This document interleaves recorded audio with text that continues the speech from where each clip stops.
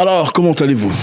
Moi, je vais très bien. C'est une belle journée aujourd'hui. On va encore jeter un coup d'œil sur une situation très intéressante. Vous savez, depuis un temps, l'histoire de l'Ukraine ne se termine pas. Il faut se poser la question pourquoi. Ça fait quand même du... Enfin, écoutez, il fallait que ça finisse.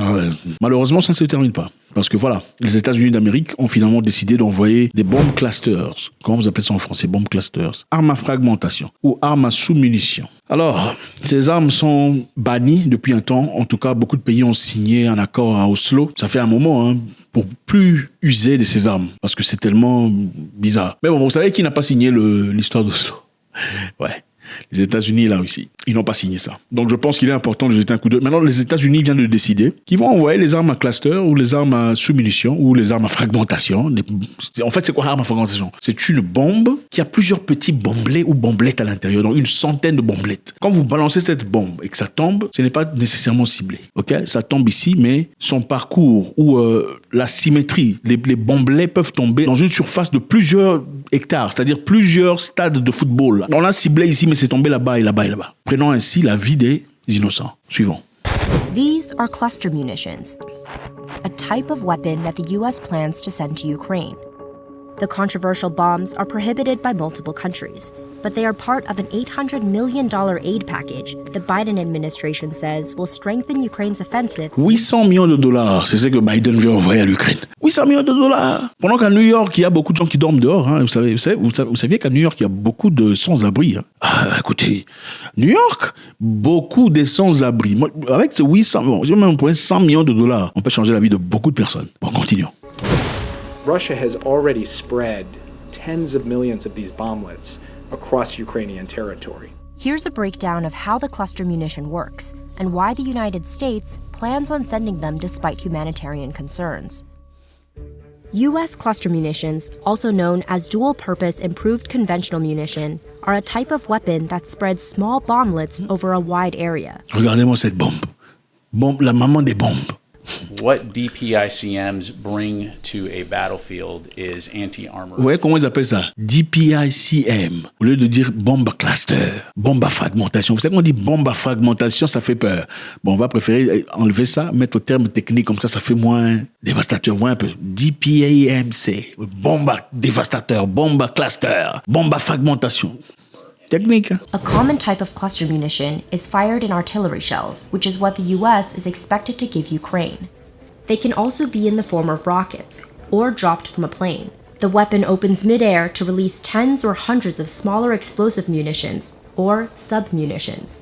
These sub-munitions can be loaded with charges that can penetrate armor, or munitions that can strike multiple human targets across an area as large as several football fields. Wow, ça peut pénétrer des comment on appelle ça? Des autos blindées. Même des surfaces blindées peuvent être pénétrées avec ces bombes. Clearly a capability that would be useful in any type of offensive operations. In Ukraine, Russia has used these munitions as far back as the first days of the invasion, according to Human Rights Watch. The group said one attack struck residential areas in Kharkiv, killing at least 3 civilians. Bon, apparemment, les Russes ont utilisé ça aussi. Russia has used 9 M55K Smerch rockets. Those are composed of submunition containers that have a tail fin and a fuse, and sit at the front of the rocket. The submunitions are designed to attack both people and equipment. Behind those is the propellant. After the rocket is launched, the container ejects the submunitions, commonly by combining an explosive charge and a spin mechanism. When the fuse of each submunition is triggered, on the ground or in the air, it explodes. But some of them can also fail to detonate. These are referred to as duds, a common issue with cluster munitions. Duds can cause long-term hazards as they may detonate after conflicts end and harm civilians. Wow.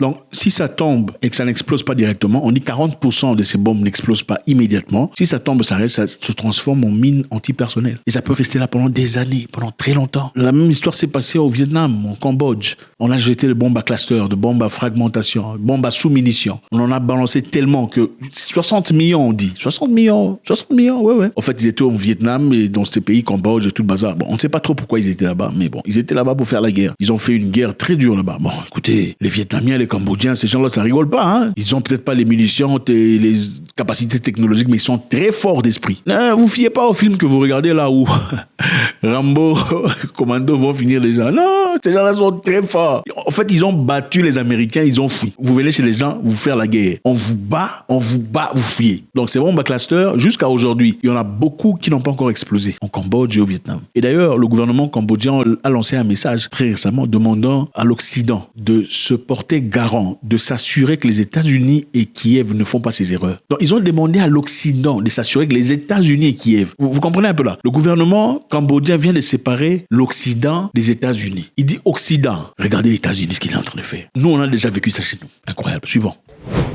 Human rights groups say the first significant use of cluster weapons was by German and Soviet forces in World War II. The munitions released by German planes were commonly called butterfly bombs, with an attack on the British port of Grimsby killing almost as many people after the raid as during it. This bomb may go off as soon as it's even lightly touched. It may also go off by itself up to half an hour after it's landed. The U.S. made extensive use of cluster munitions during the Vietnam War, also dropping them in neighboring Laos. And since then, unexploded bombs dropped by American planes have killed or maimed thousands of Laotians. More recently, during the war in Iraq, the U.S. showered more than 1 million bomblets during a 3-week period of major combat. Since 2008, more than 110 countries have signed an international convention on cluster munitions. Donc 110 pays ont déjà signé la convention à Oslo contre les bombes à fragmentation. Prohibits all use, transfer, production, and stockpiling of cluster bombs. Donc la production, la maintenance, le transfert de ces bombes sont interdites. On a déjà signé. Les 110 pays ont signé. On ne peut pas faire une production, on ne peut pas faire des transferts, on ne peut pas garder, on ne peut pas transporter ces bombes. Mais bon, on voit, il y a quelqu'un de fort qui veut quand même... Russia and Ukraine have not signed the agreement, and the U.S. is among several other NATO countries that are also not signatories. Donc, évidemment, les États-Unis, la Russie et certains autres pays n'ont pas signé l'agrément, n'ont pas signé la convention. The DPICM ammunition we are delivering to Ukraine will consist only of those with a dud rate less than 2.35%. Compare that to Russia, which has been using cluster munitions across Ukraine with dud rates of between 30. Bon, ça c'est pour justifier que bon, les bombes que nous on envoie sont petits, la Russie envoie derrière des gros bombes. Hein? Au lieu de carrément arrêter le problème. Are already being used by both sides in the war in Ukraine. The difference is that Russia is using cluster munition to attack, to invade Ukraine. La Russie se sert des bombes pour attaquer, pour invader l'Ukraine. Ukraine is using cluster munition to protect itself against an aggressor. L'Ukraine le fait pour se protéger. According to Human Rights Watch, Ukraine inherited a stockpile of cluster munitions after the breakup of the Soviet Union. And the Biden administration decided to provide U.S. cluster munitions after written assurances that the weapons wouldn't be used in civilian areas. Ok, donc les États-Unis ont eu une promesse de l'Ukraine disant que envoyez-nous les bombes à fragmentation, les bombes à sous-munitions, on va exploser ça, si on utilise ça, on va s'assurer que ça ne tombe pas dans un milieu, il ne faut pas que ça tombe. Bon, je sais pas, c'est comme si, est-ce qu'on peut vraiment contrôler la direction des... Je sais pas, c'est... Even allies who were signatories to the Oslo Convention, while they cannot formally support something that they've signed up to a convention against, have indicated both privately and many of them publicly over the course of today that they understand our decision. The Pentagon says the cluster munitions could be effective when used against Russian armored formations and trench lines. And U.S. officials have defended the decision to supply the weapons as necessary to prevent Ukraine from running low on artillery ammunition at a critical stage in the conflict. Donc, l'Ukraine est en train de finir ses munitions. Il n'y a pas assez de munitions en Ukraine. C'est pour eux la raison pour laquelle il fallait envoyer ces bombes à fragmentation ou ces bombes à sub-munitions. Et donc, ça permettrait évidemment, tuer plusieurs trucs à la fois. By providing Ukraine with DPICM artillery ammunition, we will ensure that the Ukrainian military has sufficient artillery ammunition for many months to come. Les amis, cette histoire commence à nous fatiguer. Okay? C'est fatigant, c'est énervant. Les solutions sont plutôt simples. Il faut que l'Ukraine et la Russie se mettent ensemble, discutent comme ils l'ont fait dès le départ, au début de la guerre, et trouvent des solutions permanentes. Je suis convaincu que la population ukrainienne en a marre. Okay? Ça sert à rien d'envoyer des trucs qui ne feront pas une très grande différence. Nous le savons. Ok, il faut se le dire. Je sais que ça dérange, mais voilà. Ce qui est plus important ici, c'est trouver la paix. Je suis convaincu que chaque Ukrainien cherche la paix. Et je suis sûr qu'il y a des moyens à travers lesquels on peut trouver une paix solide avec la Russie. Ce n'est pas par les saignements de sang. Je ne pense pas. Merci infiniment. Faites-nous savoir ce que vous en pensez. Les États-Unis veulent envoyer des bombes à sous-munitions ou des bombes cluster, des bombes qui sont, même parmi les guerriers, les gens qui vont en guerre, qui sont rejetés, quoi. On a signé des conventions, on a signé une convention à Oslo disant que personne ne va garder ces bombes, personne ne va transporter ces bombes parce qu'elles sont dangereuses. Mais bon, le grand frère là-bas a dit, ok, non, il faut envoyer ça comme ça, on va voir comment ça va faire.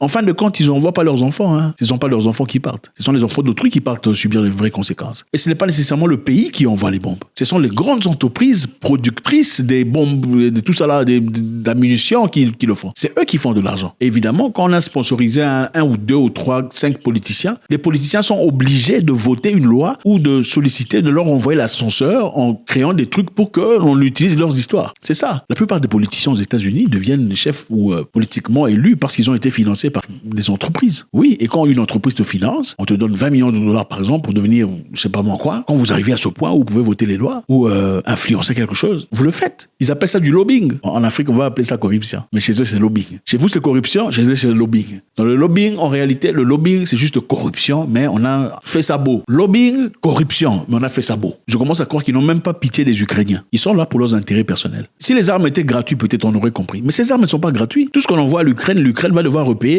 rembourser. Eh ben, nous, on s'en fout du moment que nos enfants ne meurent pas là-bas. Faites un commentaire, faites-nous savoir. Nous sommes vraiment intéressés à savoir ce que vous en pensez. C'est très important, on se grandit mutuellement, c'est toujours un grand plaisir. Faites ça. Maintenant, c'est fait. Maintenant, faites votre commentaire. Merci. Au revoir.